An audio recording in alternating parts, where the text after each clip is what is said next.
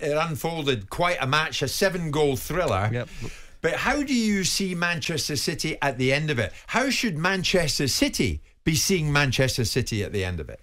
Well, they've beaten a very experienced, very adept, very resolute, talented Real Madrid side. They might have let them back in on 3 occasions when they had a 2-goal buffer. They had a makeshift back four for periods of time, which would have caused some of the challenges they had and some of the criticism after the game. And by the way, I thought Rio Ferdinand was outstanding in his summary. I'm very critical of Rio, and I listened to him after the game, and I thought he was really, really good. And so with that in after mind, your pep talk at the fight. it wasn't quite a pep talk, was it? But I think Manchester City are okay. They're an outstanding side, and I think they'll go past Madrid. I thought they'd beat them last night. I think they'll go to the Bernabeu and beat them there too. You see, having started the game so well, and Trevor, you and I were messaging each other last night, surely there is a case for a question this morning. Is it a night of missed opportunity and regret? Or is it cause for optimism? I'm pretty sure I know what direction you're going to go in. Well, no, I think you've got to say, with the chances that they created and the lack of clinical finishing, that there's a little bit of regret from the final result in the game. But when you go into that game and you think how Real Madrid played against Chelsea in that opening half an hour, 45 minutes at Stamford Bridge, and there's probably a little bit of fear there, thinking if they come to us at the Etihad and put on a similar performance, we could be in trouble.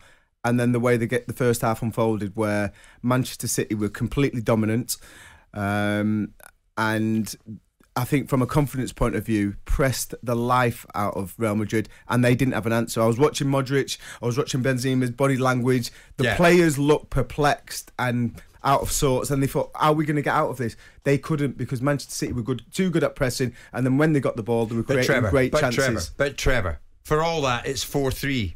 It is 4-3. Which could be 1-0, But really. I just slightly disagree with Simon where he said they were resolute. It wasn't them being resolute. It was Manchester City not being clinical. Because that game, and I'm not exaggerating now, could quite easily have been 8-3. But they were resolute enough. Okay, Man City's profligacy comes into play, right? Let's also compare the Chelsea were dreadful in the first half against Real Madrid. And Real Madrid were battered within an inch of their life at the Bernabeu by Chelsea. And Man City were a better side. And Man City have no fear of Real Madrid in this second leg, because Real Madrid have got to take the game to Man City because they're the ones that are losing it, and Man City will score against them, and they will score against them unless they're as profligate as they were last night. They will score against them. They're a better side, and I think you can take the negatives and say, yes, they should have been outside. They should have put away those chances and really put them to the sword. And the reasons why I say Madrid were resolute is when you're getting beat 2-0 and then 3-1, some teams would fold under the sort of quality that City were putting the pressure they put them under.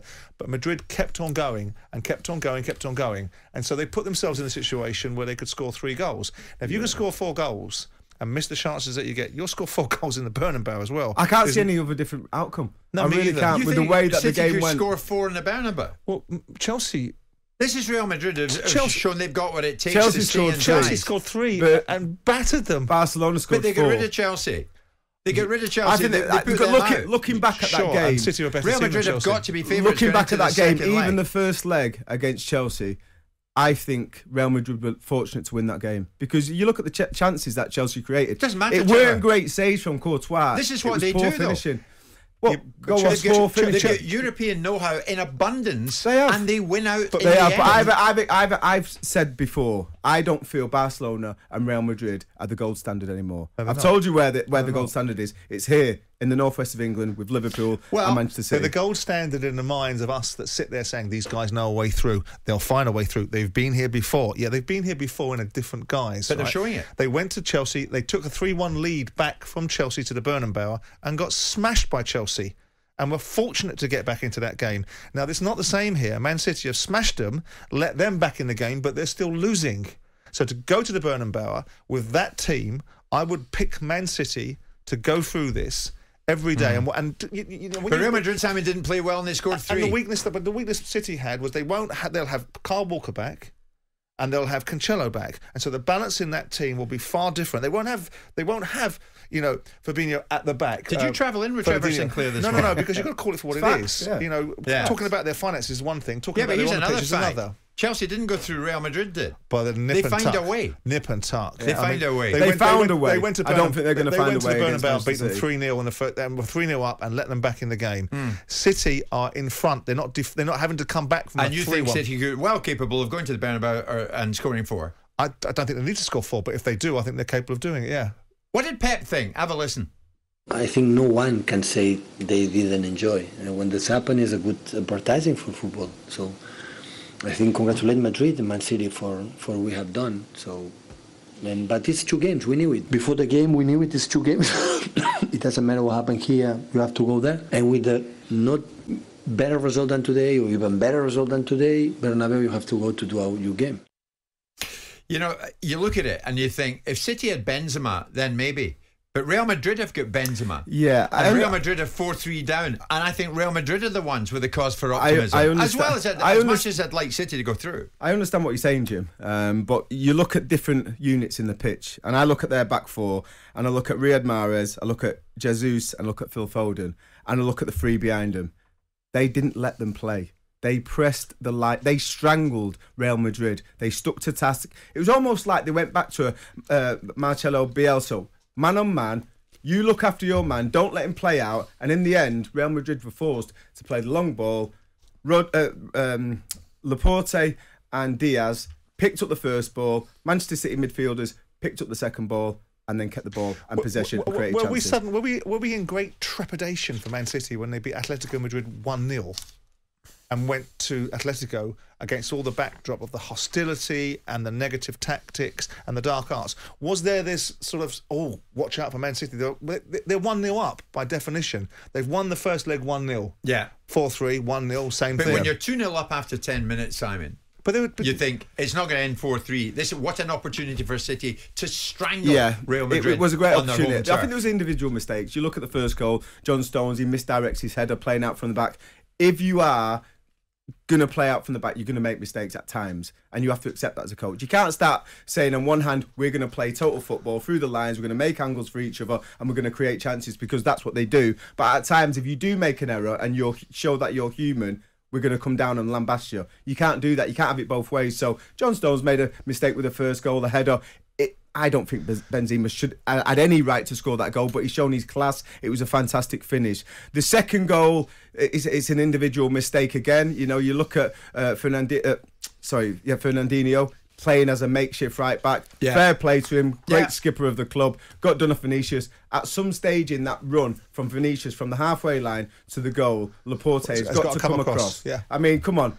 What are you defending? Are you defending the player? There as well to enable him to do that. Are you defending the player or are you defending the goal? Get back to fundamentals. So that was an individual mistake as well. And the third goal was a penalty. So I think they were gifted. I think they got away with it, Real Madrid. They did. I don't think they'll get away with it at the Bernabeu. Man City will be better defensively, and Madrid are going to. What's happened to you this morning? Because I've never had a problem with Man City on the pitch. I have a problem with aspects of Man City's financing and ownership model, but that's not fair to bring that onto the pitch. They're a brilliant football team. Real Madrid will be better, Simon. Will they? The second leg. Why? Why will they be better?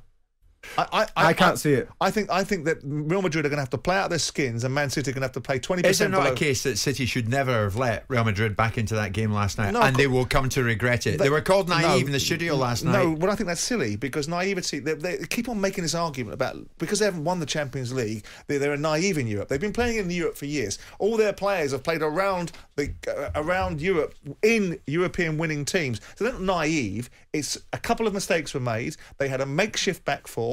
John Stones was gone off through injury, so even when they had a makeshift back four, they lost that. They were depleted by that. They'll be better, and they will beat Real Madrid. Listen to you this morning. What's happened to Simon Jordan this morning? It'll be a Man City Liverpool Champions League final, and then Man City will get beat in the final.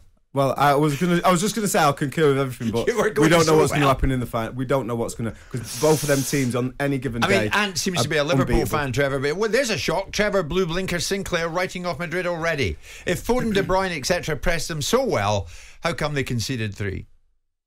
I've just talked you through the errors. All right. It wasn't because they didn't press properly. It's because errors in possession give opportunities. What do you do with a handball? What do you do with a handball? What do you do when a centre back jumps up with his arm in his air? Well, he heads the ball onto his arm. It was unfortunate. I mean, that rule.